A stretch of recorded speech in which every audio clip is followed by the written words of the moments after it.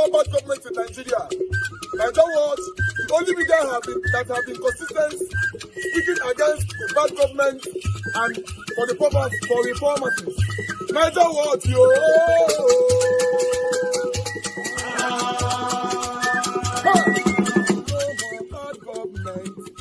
No more bad government. Nigeria Watch. No more bad government. Nigeria Watch. No more bad government. The only media that have been speaking. No more bad government. The voice of the voiceless. No more bad government.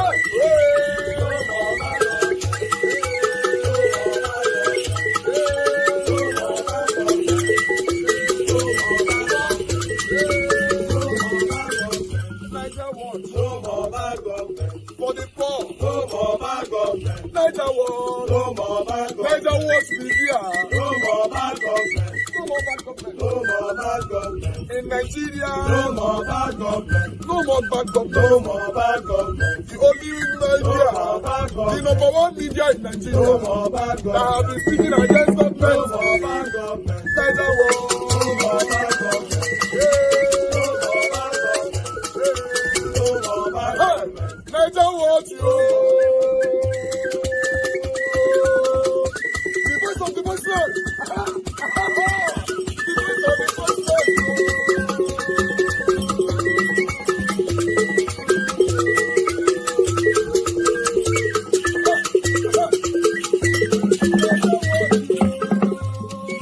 Voice for the voiceless. Voice for the voiceless. Nigeria Watch media. Voice for the voiceless. Nigeria Watch media. Voice for the voiceless. The only media that have been speaking against bad government. Being consistency since 1944. Voice for the voiceless. Voice for the voiceless. Umuwame. Voice for the voiceless. Umuwame. Voice for the voiceless. Voice for the voiceless. Voice for the voiceless. Voice for the voiceless. Voice for the voiceless. Voice for the voiceless. Nigeria Watch, yo. We have been seeing all you guys have been doing, and we recommending to everyone in Nigeria, saying that you guys are the number one. Nigeria Watch, yo.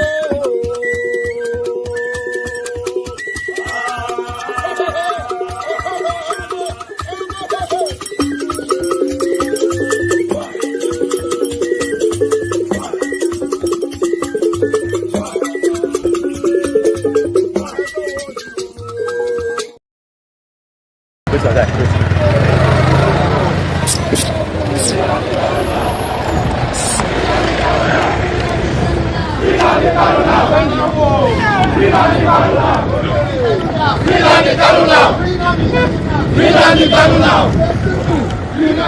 Can never be defeated. A people united can never be defeated. A people united can never be defeated. A people united can never be defeated. A people united can never be defeated. A people united can never be defeated. A people united can never be defeated. Small, don't rush, small. Can never be defeated. A people united can never be defeated. A people united can never be defeated. Small. Can never be defeated. A people united can never be defeated. A people united can never be defeated. A people united can never be defeated. A people united can never be defeated. A people united can never be defeated. Can never be defeated.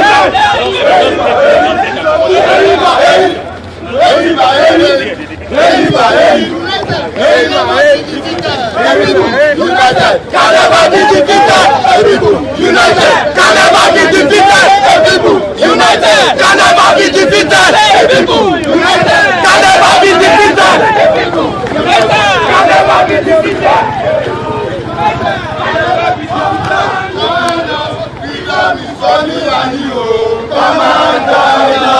Come on, join us. Freedom is for me and you. Come on, join us. Come on, join us.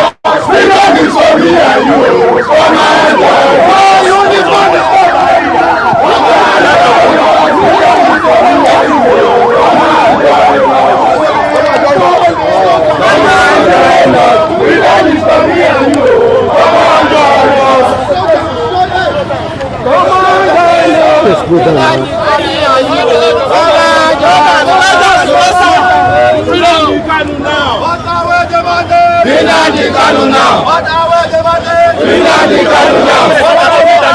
Nnamdi Kanu now. 1 minute, you don't take her. Come on. Nnamdi Kanu now. Nnamdi Kanu now. Nnamdi Kanu now. Nnamdi Kanu now. Nnamdi Kanu now. Nnamdi Kanu now. Nnamdi Kanu now. Nnamdi Kanu now. Nnamdi Kanu now. Take it live here. Nnamdi Kanu now. Okay. Nnamdi Kanu now. Nnamdi Kanu now. Nnamdi Kanu now. Nnamdi Kanu now. We take live here. Nnamdi Kanu now. Hold on. Nnamdi Kanu now. Hold on, guys. Nnamdi Kanu now. Stop. Nnamdi Kanu now. Now, we need to do it now. Excuse me. Great Nigerian people! Great Nigerian people! Great Nigerian people! Great Nigerian people! Wait. Let's convene and address. I'm just taking Nigerian people. Please, we are determined today to see that Nnamdi Kanu is free. And we started as early as 7 a.m. But it is customary with our security forces. They attacked us unprovoked. We decided that we will relocate to other parts of the city. Yes. And we are in Utako, and we will go around the city today until the city is shut down. Exactly. Or the free Nnamdi Kanu. Instead of using the soldiers and our police to fight terrorism at Sabisa, in Zamfara, Katsina, in Benue, in Plateau, and other places, they are using them on defenseless protesters. Please, you are aware that we chose today as Nnamdi Kanu now rally. But we also tell Nigerians that today is one of the darkest days in the history of Nigeria. NSAS protest 2020 is 5 years today. So we are going to take a minute silence to recognize the heroes who were killed at the Lekki toll gate. A minute silence. Silence, please. Take off your caps.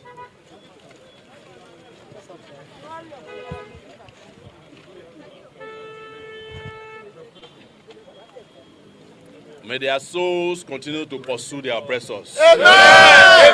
Amen. Free Nnamdi Kanu now. It's not a tribal issue. It is not a religious issue. It is not a sentimental issue.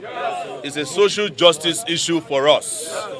We are not here as Igbos or Yorubas or Hausas.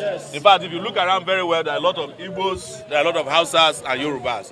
All united to ensure that our brother is brought back home. That they should end the sham trial that is going on at the Federal High Court. If they don't do that, they will get more. And they know that a lot of Nigerians are sitting with anger. It's not about Nnamdi Kanu alone. There's hunger, there's starvation in this country. There's political oppression. There's a lot of corruption going on under the Tinubu regime. So very soon, this crowd you see might be bigger than that of Nepal.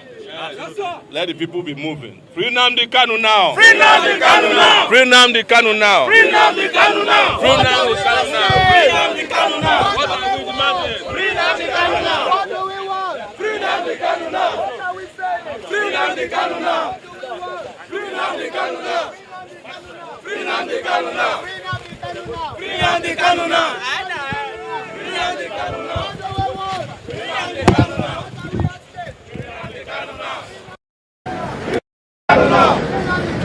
Free Nnamdi Kanu now. Free Nnamdi Kanu now. Free Nnamdi Kanu now. Free Nnamdi Kanu now. Free Nnamdi Kanu now. Free Nnamdi Kanu now. Free Nnamdi Kanu now. Free Nnamdi Kanu now. Free Nnamdi Kanu now. Free Nnamdi Kanu now. Free Nnamdi Kanu now.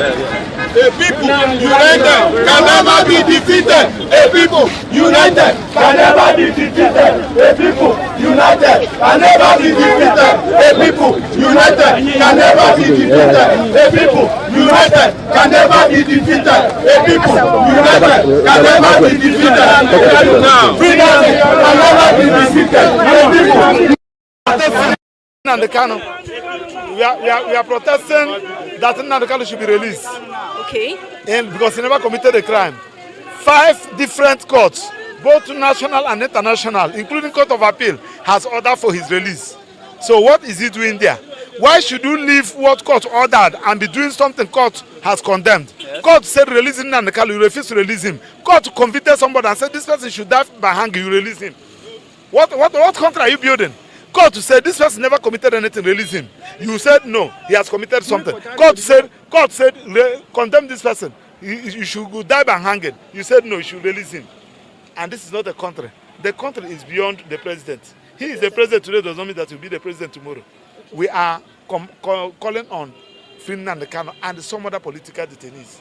Okay, so seeing now that the soldiers and the police are all over, ensuring that this protest does not hold, what is the plan if they continue? I am telling the soldier, Mr. President Tinubu, Obasanjo used soldier when he was military head of state. Buhari used soldier when he was military head of state. Abacha used soldier when he was military head of state. Some Obasanjo used soldier when he was military head of state. Buhari used soldier when he was military head of state. Where are they today? The history is there for you. You, the Democrat, Mr. President, you are the president of the country. Whether we like it or not, you are the president. What shall you be remembered for? You will be remembered that you used soldier to stop people from protesting, and you are a product of protest. I protested with you, Mr. President. We protested together there in Ojota, in Lagos, occupying Nigeria. Have you forgotten, Mr. President? As a student, you are in Nadeko. You are one of the Nadeko heads we are looking at. Now you have entered there. You want to destroy the ladder upon which you used to climb. How can you see? Have you seen a country without protest? Mr. President, protest is strengthening your government. Protest is letting you know where all those jobless riffraffs are not exposing to you. When you hear us, when people protest, they are telling you where you are not getting it right, so as to get it right. Please allow people to protest. Don't use soldier. You can't use soldier to kill people that you are governed. It's wrong. It's wrong. That's what we are complaining. It's my pleasure. Let me also say something. The intimidation of lawyers, of Nnamdi Kanu lawyers, has continued. As I speak to you today, being the 20th of October 2025, one of our lead counsel, Aloy Ejimako, is under arrest currently. Why? Because he was at the Fountain Square for this protest.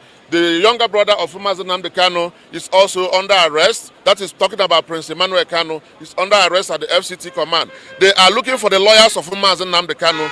We are almost running away. We are hiding because of the intimidation, using the military, using the police to intimidate and harass us. Now, as I speak to you, all the courts in FCT are closed down today. The Federal High Court is closed down because they do not want anybody to go to court to challenge what they are doing. So I am asking Nigerians to come out and join this protest. I'm asking the soldiers, join this protest, because where you are today, you think you are safe. Tomorrow, you may not be as safe as you think. I'm urging the police to join the protest. I'm urging every right-thinking member of Nigerian society to join this protest. Freedom for one is freedom for all. Thank you very much.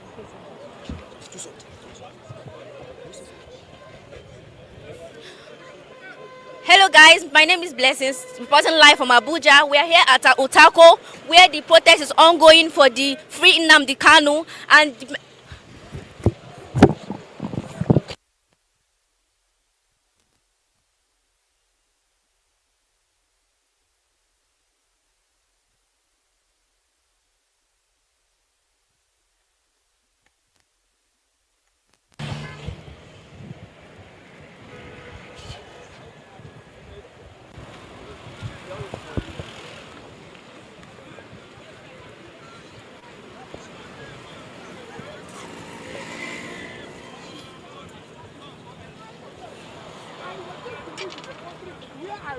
to second-class citizenship. I refuse it. I will agitate against it. I will refuse to live in a country where I will be discriminated against because I am an Igbo man. That is what we are saying.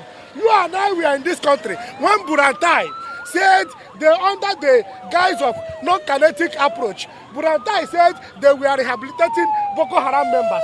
They called them repentant Boko Haram members. And what you see, that they call them repentant Boko Haram members and they recruit them and put them into the Nigerian army, put them into the DSS and all that and all that. So what we are saying is that this country, there should be justice for all Nigerians. There should be equal justice. You can see we are here addressing the press, emphasizing our rights, freedom of expression, and you can see what the police, what they are doing, the way they are intimidating us as citizens of this country. We are saying that Nigerians have had the freedom to express themselves, to freely express themselves. We have the freedom to condemn criminality. We have the freedom to condemn illegality. We will not be intimidated in this country. We are saying that we need good governance. We need a country where all citizens must be treated equally. A country where all Nigerians will be treated equally. A country, do you see me carry arms? Do you see me carry arms? Do you see me carry arms?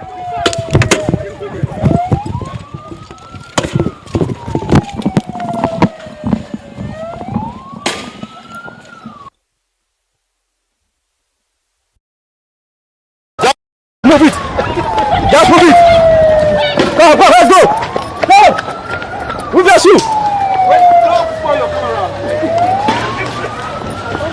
Enter here, drop your phone.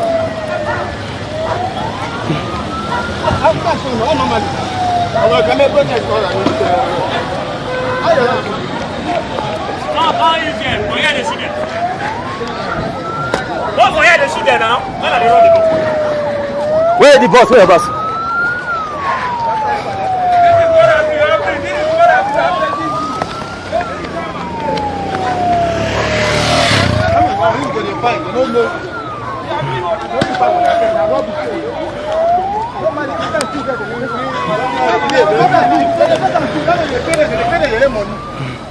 Hassan, look at that. I'm telling you, you don't even get it.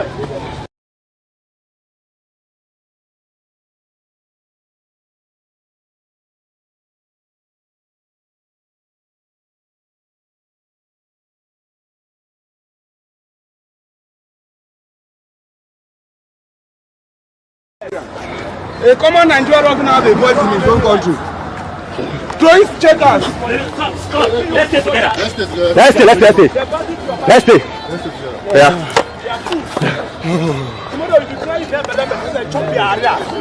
Let's stay together.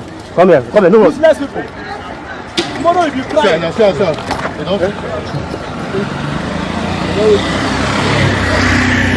Yeah, journalists. Stay together. Journalists. Go your office, see your office there. Go your office.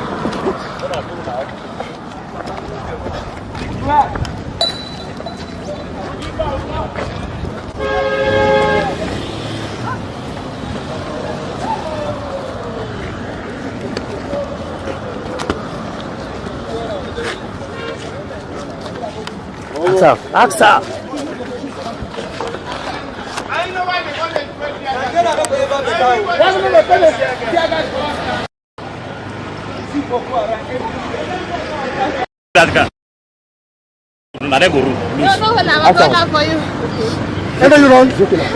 Is that what Nigeria meant to be? We're supposed to be the judge of Africa, not of Africa. Because of what is happening in Nigeria now, Nigeria has turned to become a place that nobody wants to come and tourism. Nobody wants to come and do business. Because of what? Selfish leaders with a lot of influence, leaders that want to do what they want to do just for their selfish interest. Look at, we just come down for a very free protest. Nobody was carrying anything, nothing like blank. Just coming out in a group before you know police everywhere. Shooting, begin to give up each checkers. This is how we are going to live to get the freedom of Nigeria. This is how we are going to do to become the better Nigeria that we are praying for. Every day we are praying in our dream. Pastors are preaching, members most are preaching, just for us to be a better Nigeria. How can we be a better Nigeria without a better leader? And this is what we are passing through. This is what has been paining us. Come to the street of Utako today. See what is happening in Utako. This is not what we're supposed to be. This is not what's supposed to happen. Protest is free. We have the right to say our mind. We have the right to say what we want in Nigeria. The freedom of language is free. Why Nigeria? Why are we punishing our own? Why are we punishing our own brothers? This is not what we want in Nigeria. Please, please, Baba Turumbu, we know say we respect you. Release Nnamdi Kanu. Make Nigeria be free. We are one Nigeria. Nobody can depart from Nigeria. Nigeria is one. But what we say, release Nnamdi Kanu. The same freedom we give to that Boko Haram man is the same freedom we give to Nnamdi Kanu. Nnamdi Kanu have never hold gun before. He has never come out with guns, say he's a terrorist. Right. He only come out with the freedom of war, say he want to go. So why are we killing ourselves? What's your name? Your name? My name is Senefiel Jimmy. Thank you. My name is Mr. Chibi Kembali. My name is Mr. Chibi Kembali. I think he's not in a crime. As you can see right now, I know when I carry the placard of Tinubu in Tojoso Market. I carry placard of Tinubu under the Nadeko in Tojoso Market. The rally was organized by Ganifa Yomi, Bekazai Sonkuti, and also Wale Soyonka and Frederick Fashion. The rally, Tinubu did not attend the rally. Before he came, arrest was made under Ganifa Yomi. Gani was holding a toothpick. He said even if Nigeria will die for this country to be good, for military to submit power to the democracy, say he will do it. He went to prison for it. Beko went to it.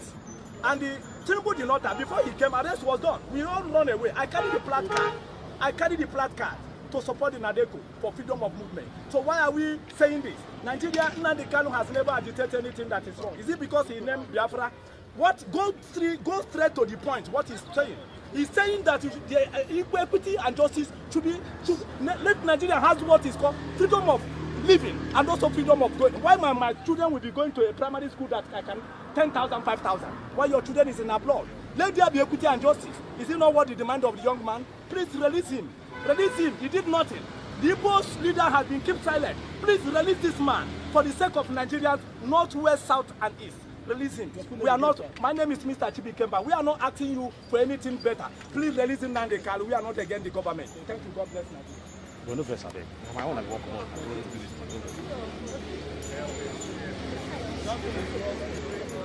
Chief, I am giving my drink.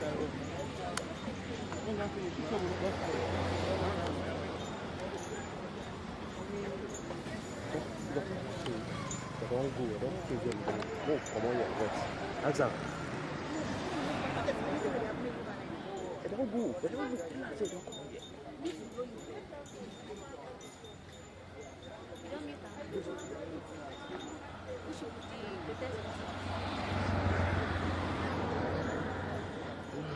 Are we going to wear this?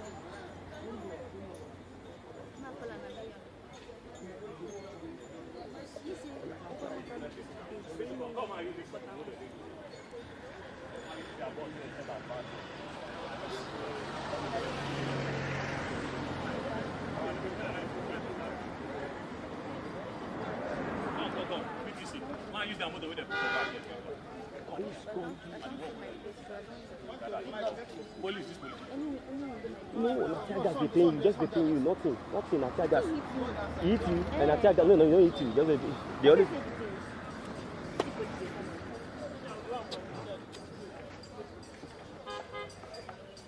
No, we're about one.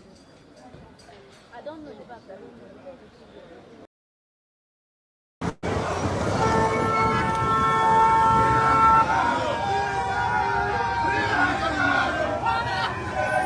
Nnamdi Kanu!